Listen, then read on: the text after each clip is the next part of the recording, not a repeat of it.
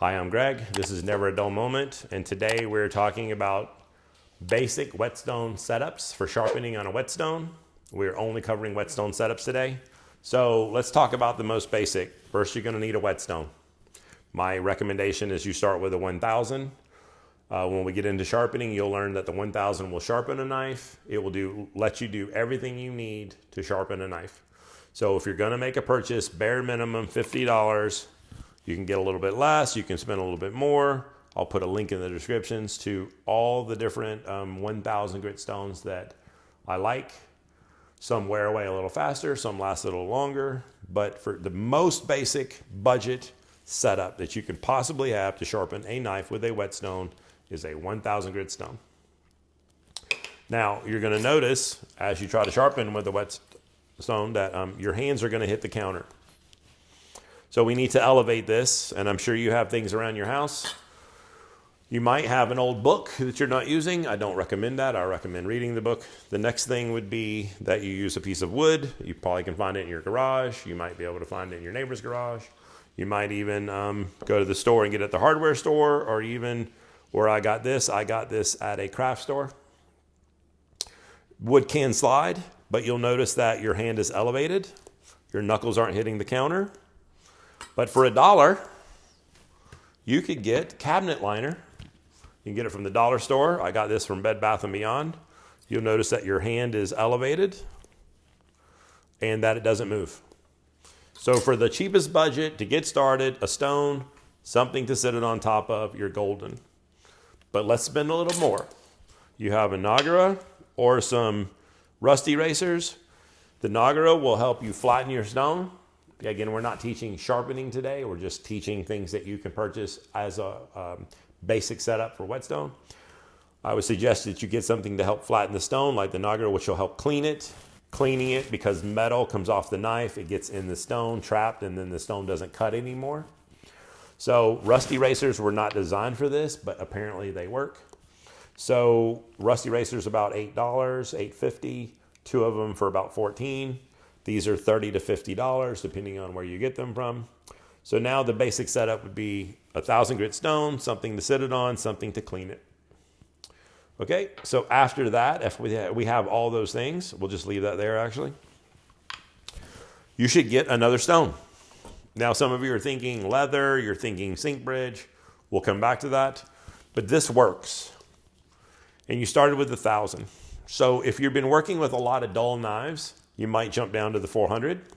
The 400 is going to cut a lot faster. You already have a nice setup, so that's a nice upgrade. You could have gone to the 5000 or the 3000. And what I will ask for all you guys watching the video is leave a comment, please. I would love to hear comments on what you would have done. Would you have gone from the 1000 to the 3 or the 5? Or would you have gone down to the 4? I do think since you can do everything on the 1000, I think I tend to lend myself going to the 400 for stuff that's really dull that takes a while, save some time, finish on the 1000, something to elevate with, something to clean it. The next thing you should do is, before you get another stone, is you should get something to flatten it. This is the Nagura flattening stone.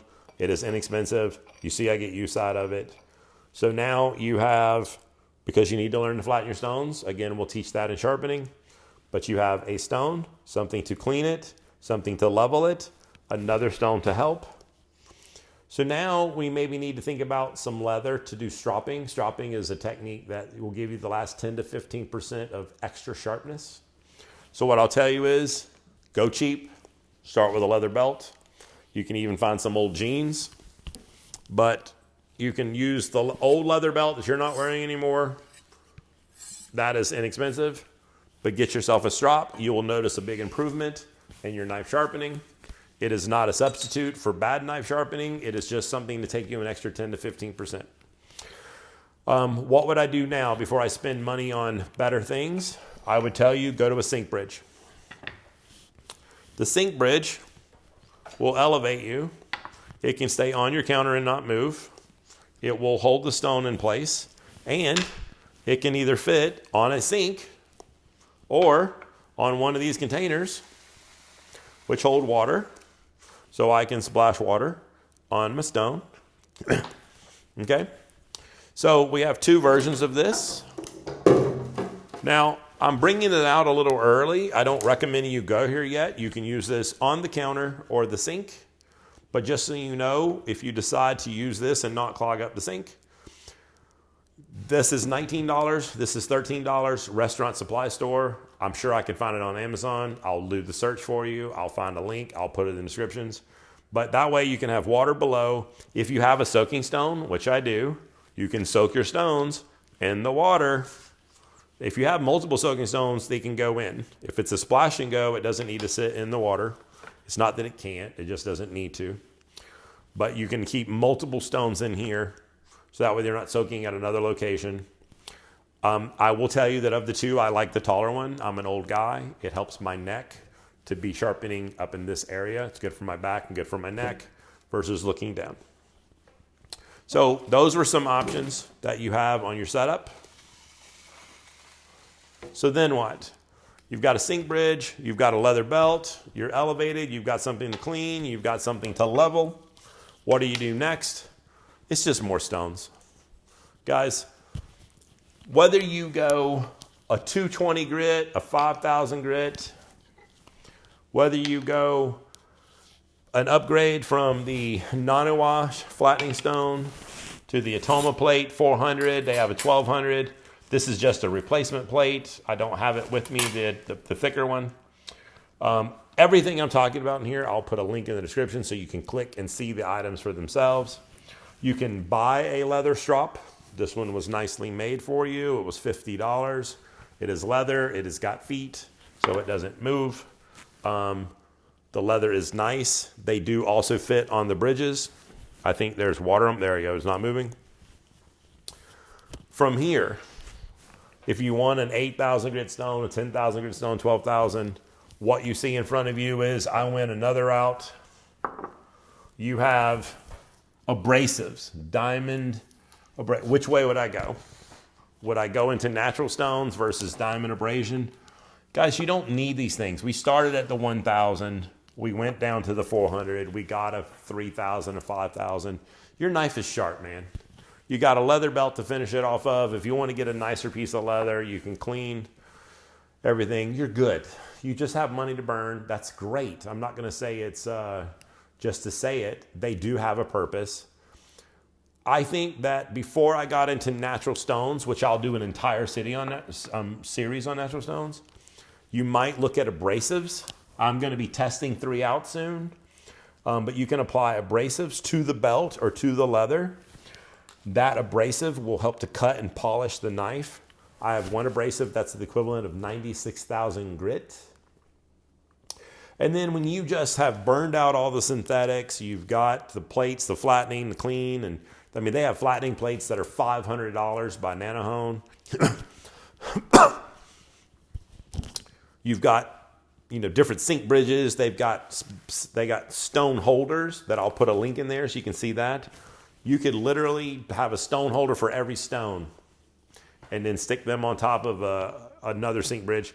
If you wanted to, you could have multiple tubs with a sink bridge on each tub with a stone on each one. It's how much money do you want to spend? The last thing I'll touch on is these are natural.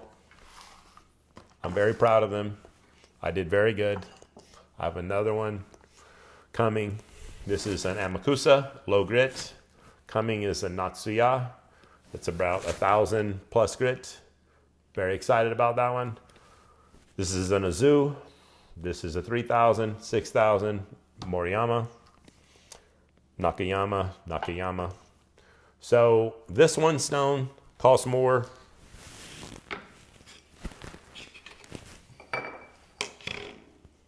than that.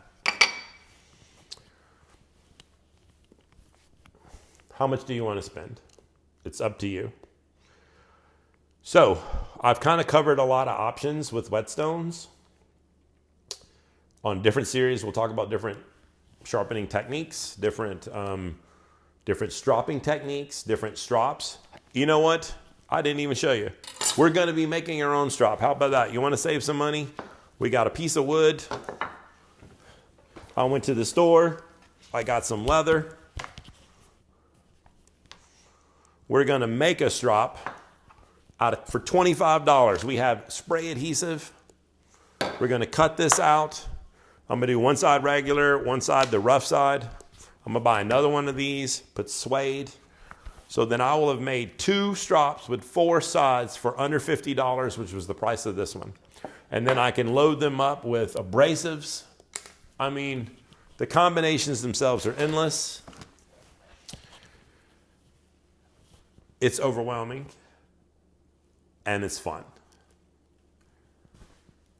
I love it. I know you do. That's why you're here. And I wanted to share that with you. Start small. This took 7 years for me to acquire.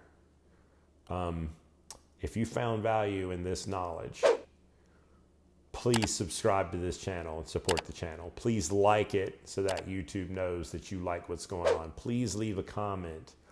Greg, you're doing it right. Greg, you're doing it wrong. Be nice. I don't mind criticism. Be nice.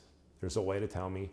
I want to learn from you. I want to hear from you. We're in this together. I am not better than you. I'm just a guy who has the same passion you have. I'm glad to share it with you. Thank you for listening. I wish you never a dull moment. God bless. We'll see you next week.